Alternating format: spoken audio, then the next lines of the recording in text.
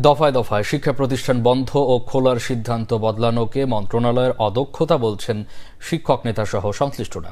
সাবেক শিক্ষা সচিব এনআই খানের মতে প্রাকৃতিক দুর্যোগের কারণে স্কুল কলেজ বন্ধের এখতিয়ার শিক্ষকদের হাতেই থাকা উচিত। এদিকে অভিভাবকদের মিনতি শিক্ষার্থীদের যেন আর গিনিপিগ না বানানো হয়।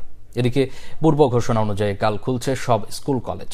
বিস্তারিত ফরুক বাবু রিপোর্টে।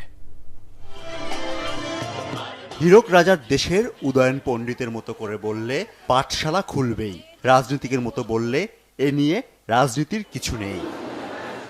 জীবনের মানচিত্রে সাপলুডু আলো আধার চিনিয়ে দেয় অক্ষর জীবনের পাঠশালা। অক্ষরের লেখা জীবনে আসে না অন্ধকার, তাই তো বিশ্বজোড়া পাঠশালা মোর সবার আমি ছাত্র, নানানভাবে নতুন জিনিস শিখছি দিবারাত্র। কবি ছাত্রই রয়ে গেলেন, বাদবাকিরা হয়ে গেলেন পণ্ডিত। কবির শেখার শেষ হলো না, কিন্তু স্বল্প জ্ঞানে দিগ্বিজয়ী পাণ্ডিত্য পথে ঘাটে। এর পরিণামে দেশের শিক্ষা ব্যবস্থায় ক্ষণে ক্ষণে সিদ্ধান্তের সার্কাস।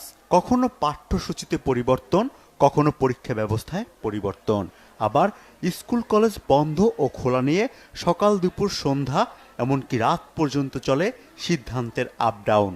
বর্তমানে স্কুল কখন খুলবে কখন বন্ধ হবে এই জিনিসটা আমার বাচ্চা জানে না এবং আমরাও জানি না। সরকার সঠিক কোনো সিদ্ধান্ত নিতে পারছে না।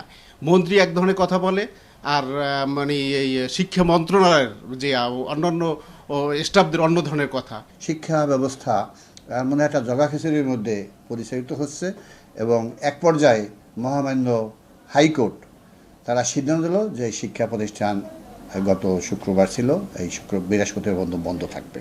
তো এই সামান্য একটা সিদ্ধান্ত নিয়ে সেটা হাইকোর্ট পর্যন্ত যেতে হচ্ছে। তারা শিক্ষা প্রশাসন তারা কি করছে? শিখন ঘাটতি পূরণে গত বছরের গ্রীষ্মকালীন ও শীতকালীন ছুটি বাতিল করা হয়েছে। চলতি বছরের রমজানের ছুটি কমানো হয়েছে। শিক্ষা মন্ত্রণালয়ের তথ্য, চলতি বছরে শিখন ঘাটতি 10 কর্মদিবস, যে কারণে শনিবার দেশের 25 জেলার ক্লাস চালু করা হয়েছে। বাকি 25 জেলায় তাপদাহের কারণে বন্ধ রাখার সিদ্ধান্ত নেয় মন্ত্রণালয়।